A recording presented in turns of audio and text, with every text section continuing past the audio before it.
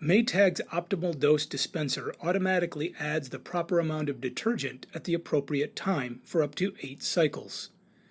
Based on an 8-pound load, this compartment holds up to 14.3 ounces of liquid high-efficiency detergent, allowing you to avoid having to refill detergent for each load.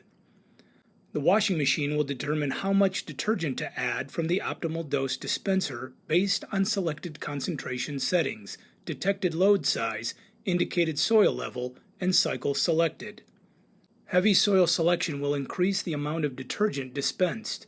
High-efficiency detergents are designed to not produce bubbles or suds.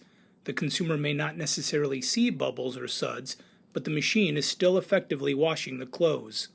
Fabric softener and bleach can be added separately to their appropriate ports, but do not have the optimal dose dispenser capability. They cannot be added in bulk and can only be used once per load.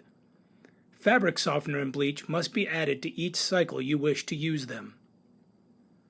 Do not add single-dose laundry packets, oxy-type boosters, color-safe bleach, or fabric softener crystals to the detergent dispenser port.